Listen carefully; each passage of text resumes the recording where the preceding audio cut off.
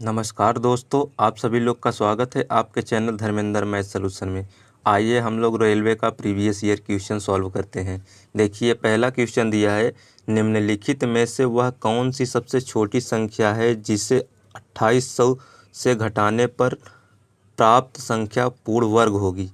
तो देखिए, ये संख्या दी है 2800, तो हम 2800 का वर्गमूल निकालेंगे भाग विधि से। ठीक है, ये 2800 का वर्गमूल भाग विधि से निकालेंगे। तो देखिए, हम दो दो का जोड़ा बनाते हैं। पहले दाहिने तरफ से जोड़ा बनाएंगे इधर, फिर इसका इधर। तो देखिए, 5 बार जाएगा ना, 5 पचम 25, तो यहाँ 5 लिखेंगे, यहाँ 25 लिखेंगे। ठीक है, अब देखिए, इसको 5 5 जोड़ेंगे, कितना हो जाएगा 10।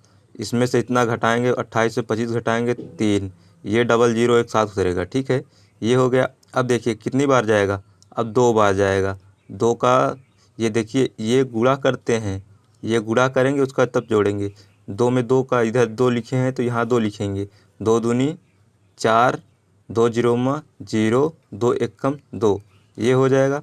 उसका फिर घटाएंगे, देखिए उसको उधार देगा, ये उधार देगा तो ये 10 हो जाएगा। 10 में 4 गया तो यहाँ 6 बचा, तो यहाँ 9 बचा। यहाँ 3 में यहाँ 2 गया, कुछ नहीं। तो ये पूछा है कि 2800 से घटाने पर प्राप्त संख्या पूर्ण वर्ग बन जाएगी। ये 96 जो शेष आया है, अगर इसमें 2800 में घटा देंगे तो 96 शेष नहीं आएगा, पूरा पूरा कट जाएगा, अर्थात 96 घटाने पर संख्या पूर्ण वर्ग बन जाएगा।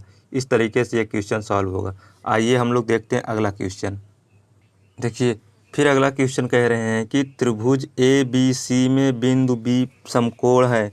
बी सी 15 सेंटीमीटर है तथा ए बी 8 सेंटीमीटर है। यदि त्रिभुज ए बी सी के भीतर एक वृत्त उत्कीर्ण किया गया है तो वृत्त की त्रिज्या ज्ञात कीजिए। तो इसमें वृत्त की त्रिज्या ज्ञात करना है। देखिए, ये बी पर समकोण बना रहे हैं ना, तो देखिए एक ऐसे हम बी पर यहाँ समकोण बनाएंगे।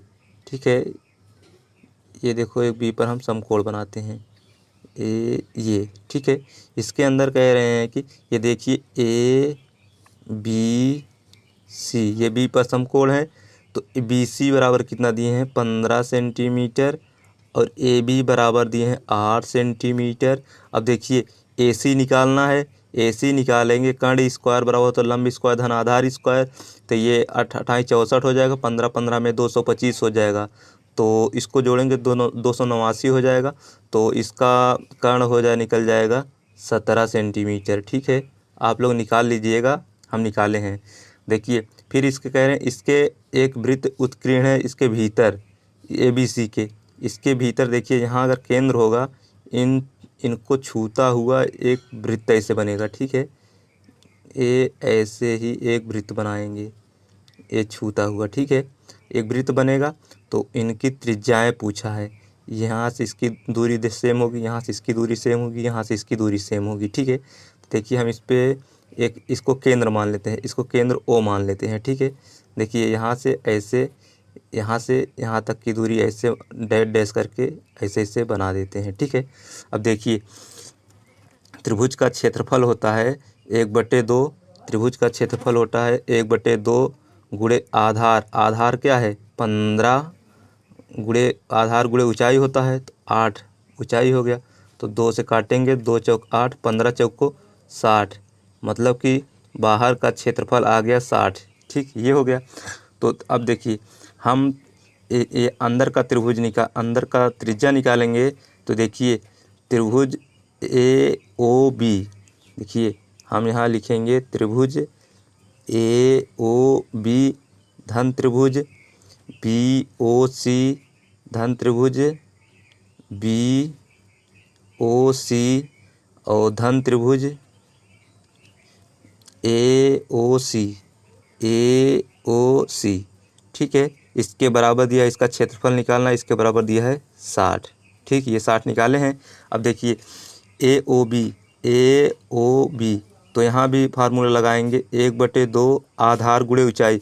आधार कितना है 8, 8 ऊंचाई, ये देखिए यहाँ से यहाँ तक की दूरी आर है, यहाँ से दूरी यहाँ तक आर है, ये आधार है, ये लंब है इस पर। ठीक है, तो 1/2 आधार गुणे आर, ये हो जाएगा, प्लस बी ओ सी में 1/2 आधार 15 है तो गुणे 15, ऊंचाई कितना है r, त्रिज्या सेम है तो गुणे r, प्लस त्रिभुज AOC, त्रिभुज AOC 1/2 यहाँ भी लिखेंगे 1/2, उसके बाद आधार कितना है 17 तो गुणे 17 गुणे r, ये हो गया।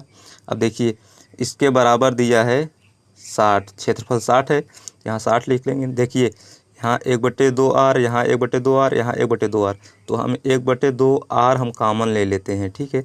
1/2 r कॉमन ले लेंगे तो यहाँ बचे 8 + 15 + 17, 15 + 17 बराबर 60, ये हो गया। अब देखिए इसको जोड़ेंगे तो ये r/2 हो जाएगा। ये देखिए 7 5 12, 12 8 20 के 0, हाथ से लगा 2, 2 1 3, 3 1 4, ये 40 हो जाएगा इसका गुणा करने पर, ठीक है। यहाँ गुणा के रूप में रहेगा बराबर 60। अब देखिए 1 0 से 1 0 कट गया तो 2 1 कम 2, 2 दूनी 4, 2 तिहाई 6, तो r बराबर आ जाएगा 3 सेंटीमीटर। देखिए बराबर करके लिख लेते हैं, r बराबर 3 सेमी, 3 सेमी त्रिज्या निकालना था, यही आपका उत्तर है। इसमें सही उत्तर हो जाएगा ऑप्शन नंबर डी, ठीक है। आइए हम लोग देखते हैं अगला क्वेश्चन। देखिए अगला क्वेश्चन कह रहे हैं कि यदि किसी घन के किनारे को 2 सेंटीमीटर बढ़ा दिया जाए तो उसका आयतन 488 घन सेंटीमीटर वृद्धि हो जाती है, तो घन के प्रत्येक किनारे की लंबाई कितनी होगी। तो देखिए ये लंबाई ज्ञात करना है। लंबाई को हम मान लेते हैं x, घन के लंबाई को मान लेते हैं, लंबाई बराबर मान लेते हैं x, ये हो गया। तो कह रहे हैं कि घन के किनारे को 2 सेंटीमीटर बढ़ा दिया जाता है। देखिए अगर लंबाई x है, बढ़ाएंगे तो x + 2 हो जाएगा। और कह रहे हैं घन के आयतन में उसके आयतन में 488 घन सेंटीमीटर की वृद्धि होती है। देखिए घन का आयतन होता है a³, तो यहाँ इसका क्षेत्रफल निकाल लेंगे। घन का आयतन यहाँ से हो जाएगा, 2 सेंटीमीटर वृद्धि होती है, उसके बाद इसके आयतन में कह रहे हैं 488 की वृद्धि होती है, तो 488 इधर जोड़ देंगे, बराबर करके लिख लेंगे, ठीक है।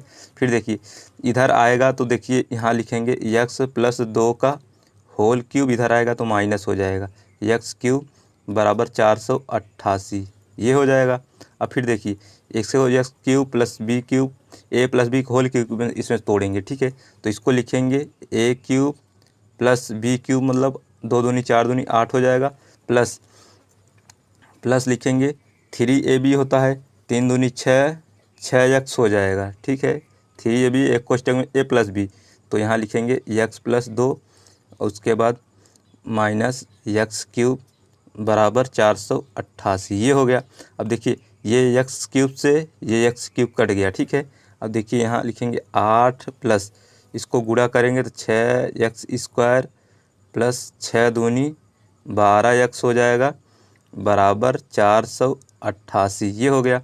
अब देखिए फिर से इसको लिखेंगे 6x² + 12x, ये 488 है, इधर आएगा तो माइनस होगा, लेकिन ये 8 घर जाएगा तो केवल 480 बचेगा। कितना बचेगा 480 बराबर 0। अब देखिए 6 से भाग देंगे, 6 से भाग दोगे तो केवल यहाँ x² + 6 दूनी 12 होता है तो 2x बचेगा, माइनस 6 8 6 6 24, 6 5 30, 6 6 36, 6 7 42, 6 48, 8 बार जाएगा 80 बराबर 0, ये हो जाएगा।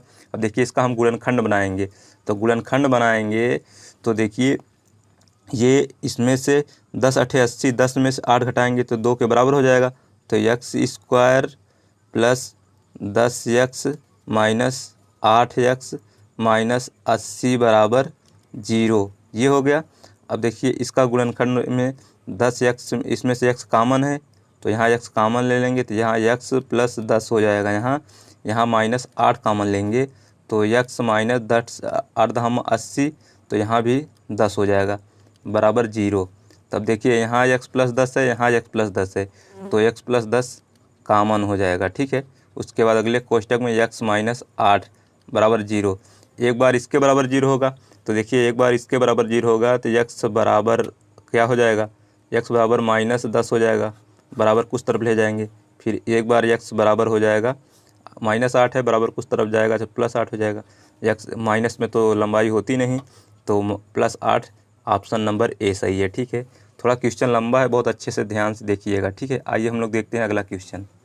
देखिए दोस्तों, अगला सवाल दिया है, एक विक्रेता ने 25 लैपटॉप 12% के लाभ पर और 15 लैपटॉप 20% के लाभ पर बेचे। यदि उसने सभी 40 लैपटॉप को 18% के लाभ पर बेचा होता तो उसका लाभ इकाई, दहाई, सैकड़ा, हज़ार, 10,000, 30,000 रुपये में बढ़ जाता। तो प्रत्येक लैपटॉप का क्रय मूल्य क्या है यदि सभी 40 लैपटॉपों का क्रय मूल्य समान है। तो देखिए हम यहाँ लिखे मानेंगे, तो माना लिखेंगे, माना एक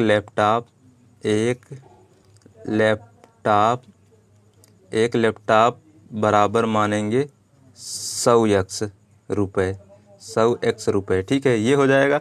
तो फिर देखिए ये कह रहे हैं कि पहले 40 लैपटॉप 18% के लाभ पर बेचा, तो यहाँ 40 लैपटॉप 18% के लाभ पर यहाँ 100 लिखेंगे इंटू 18/100, ये हो जाएगा।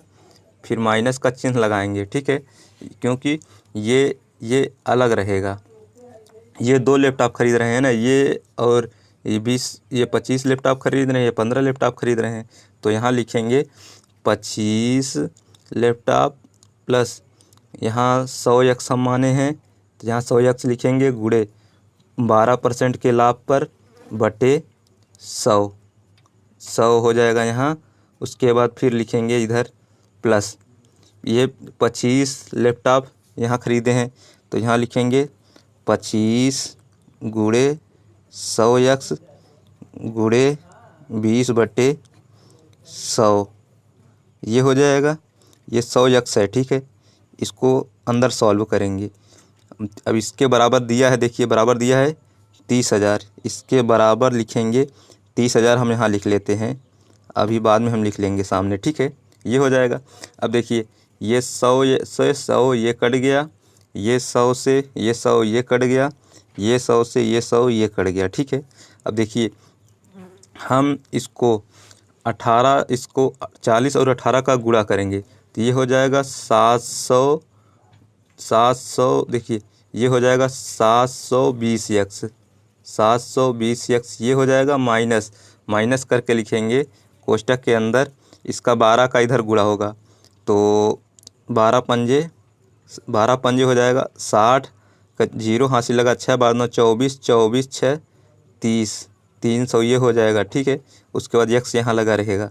उसके बाद प्लस इसको लिखेंगे 25 दूना 50, ये हो जाएगा 500 बराबर करके 3,000। ठीक है, 30,000, ये हो जाएगा। अब देखिए इसको जोड़ेंगे, x है यहाँ पे, देखिए x इधर है ना, x तो कटा नहीं है, तो यहाँ भी x है। तो यहाँ 720x माइनस ये कितना हो जाएगा, इसको जोड़ेंगे तो 5, ये देखिए 25 दूना 50, ये देखिए 15 लैपटॉप 20% के लाभ पे, तो यहाँ 15 होगा, 25 नहीं होगा, 15 दूना 30, ये 300 हो जाएगा। ठीक है, 300x हो जाएगा, ये 300 है। ठीक है, अब देखिए इसको जोड़ेंगे तो ये 600x हो जाएगा बराबर 30,000। अब देखिए 720 में से 600 घटाएंगे तो ये हो जाएगा 120x, 120x बराबर हो जाएगा 30,000। ठीक, ये हो गया, 1 0 से 1 0 गया। देखिए 3 4 12, 3 1 3, ये हो गया। फिर 4 से भाग देंगे, 4 दूनी 8, ये हो जाएगा। उसके बाद ये 20 हो गया, 4 पंजे 20, 250, x बराबर हो जाएगा 250, x बराबर 250 हो गया। तो कह रहे हैं कि क्रय मूल्य समान है, क्रय मूल्य समान है, तो मतलब कि प्रत्येक लैपटॉप का क्रय मूल्य क्या है, प्रत्येक लैपटॉप का क्रय मूल्य, हम क्रय मूल्य माने हैं 100x, इसमें 100 का गुणा कर देंगे तो हो जाएगा 250 में अगर 100 का गुणा करेंगे तो हो जाएगा 25,000 रुपये। ठीक, यही आपका उत्तर है। ये उत्तर कैसा सही है, 25,000 रुपये। 25,000 ऑप्शन नंबर डी सही है। ठीक है।